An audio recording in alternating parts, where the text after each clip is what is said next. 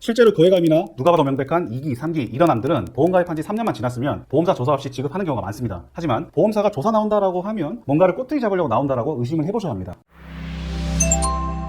안녕하세요. 사건사고TV 김진우입니다. 오늘은 암진단 및 청구하는 방법과 유의사항, 그리고 보험사의 심사 과정과 분쟁 발생 시 대처법에 대해서 자세히 알려드리려고 합니다.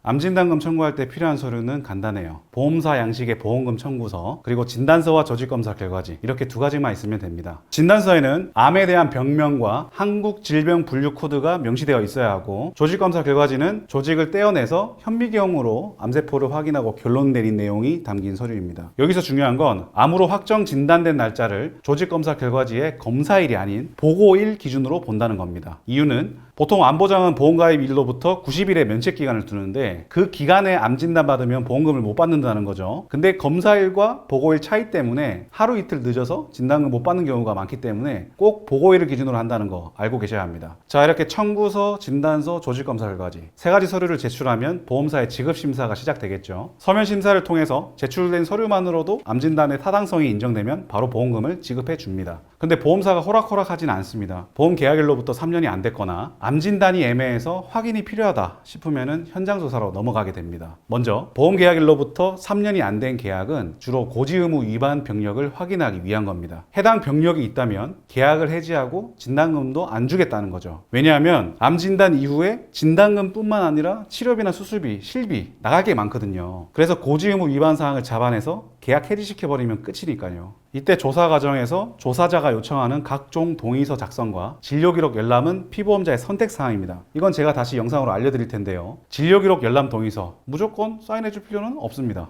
딱 필요한 병원 두 군데, 세 군데만 작성해 주셔도 괜찮습니다. 사실 청구하면서 내가 과거력이 있진 않았나 애매하실 수도 있는데 저에게 전화를 주시면 이 부분을 제가 짚어드리겠습니다. 다음으로 암진단의 적정성 확인을 위한 현장조사 시에는 대부분 제3자의 의견, 즉 자기들의 자문의사 의견을 들으려고 하는 겁니다. 이때는 의료자문 동의서에 사인하지 마시고 주치의 소견부터 먼저 들어보세요. 보험회사 자문의는요, 의무 기록만 보고 판단하는 경우가 많아요. 그리고 보험회사로부터 자문비를 받고 작성하기 때문에 아무래도 보험사 편에서 작성하는 경우가 많습니다. 객관성이 떨어질 수 있다는 거죠. 만약 이마저도 몰라서 동의해서 불리한 감정 의견이 나왔다 해도 무조건 인정하지 마시고 반드시 재감정이나 제3기관 감정을 받아보셔야 합니다. 이건 피보험자의 당연한 권리입니다. 실제로 고해감이나 누가 봐도 명백한 2기, 3기 이런 암들은 보험 가입한 지 3년만 지났으면 보험사 조사 없이 지급하는 경우가 많습니다. 하지만 보험사가 조사 나온다라고 하면 뭔가를 꼬투리 잡으려고 나온다라고 의심을 해보셔야 합니다. 이럴 땐 내 편에서 보험사와 다투어줄 전문가의 도움을 받으시면 되겠는데요. 전문가를 찾고 싶으신가요? 그렇다면 제가 도와드릴 테니까 저한테 연락 주시면 되겠습니다. 위 전화번호나 카카오톡으로 연락 주시거나 아래 영상 설명란이나 고정 댓글에 보시면 링크가 있으니까 누르시기만 하면 되겠습니다. 그리고 카카오톡이나 네이버에서 사건사고.com 검색하셔도 나오니까요. 편하신 방법으로 문의 주시면 친절하게 상담 도와드리겠습니다.